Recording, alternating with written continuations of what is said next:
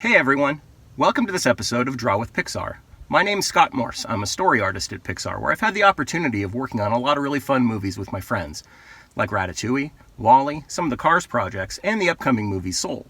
Today, I thought we could draw one of my old buddies, Mater. I've got a soft spot for old trucks. I even built the one I'm sitting in with my dad.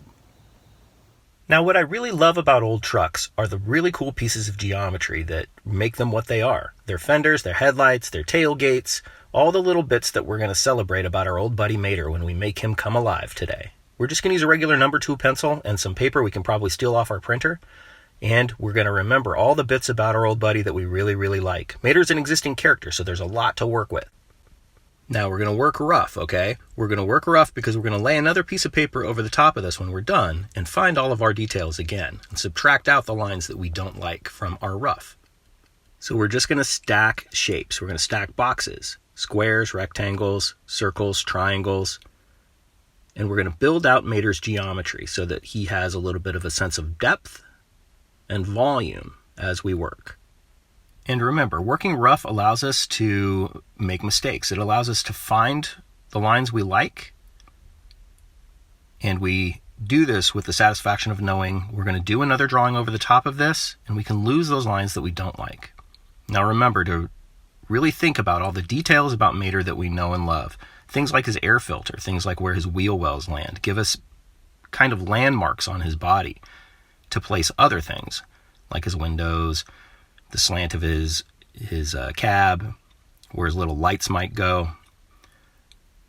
Kind of finding the center line of where his geometry might be so that we can land his big goofy smile and know where to put his buck teeth. Now with Mater, it's tricky. A lot of people only give him 2 buck teeth, but if you really look at him in the movies, he's got 3 that typically show up. There's kind of 2 bigger ones and that little one that kind of tucks back behind.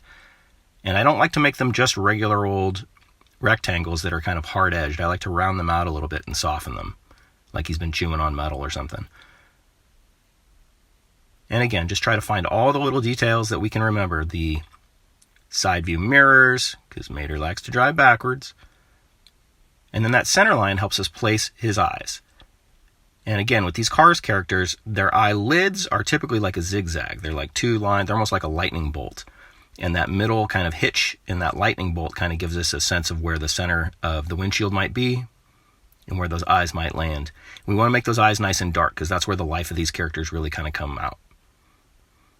And we're just going to continue to kind of refine and tighten up a lot of those little details. Kind of the shadows inside of his hood, a little bit of that geometry. I like to think about where a light source might be in a world when I'm drawing my characters so that I kind of can understand how shadows might fall on them. And I don't always draw that light bulb up in the corner, but I try to think about it. Now we're going to go back and we're going to lay another piece of paper over our rough, and we're going to continue to think about all the details on Mater that make Mater Mater. And we're going to try to refine our drawing. And this is the step where instead of using an eraser, what we're going to do is we're going to use our rough drawing as reference. And you can probably see the light, faint image of your lines from your rough underneath this new blank piece of paper. And now we can do tighter, cleaner, more deliberate lines over the top. We can really kind of love on this drawing a little bit more. I don't like to think about this as tracing. I like to think about this as a new drawing that's using the reference of my rough underneath. That's just kind of like a blueprint. It's like a guide for me to find a better drawing over the top.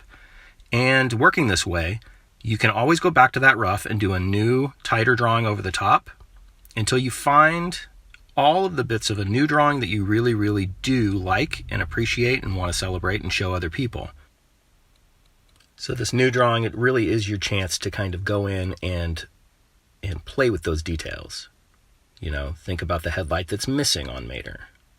All these little things help tell a story about your character. So now you can really start thinking about all of those little bits, how the engine block might actually look, the curve of how a shadow might fall. And you can experiment with your pencil and try to find different ways of shading, like cross-hatching, things like that. Think about where his tongue might land, kind of the darkness of his mouth. And you can kind of get rid of the front end of that box and really think about like where his bumper might land, you know? and sort of play with the shapes a little bit more. Soften your edges, soften your curves, soften your corners. With these Cars characters, I know they're made out of metal, and metal is hard. It's a substance, we know how it works. But while drawing them, I really like to try to create a little bit of a sense of squash and stretch with them. So I try to round some things out if I can. I try to create a sense of what we call straights against curves.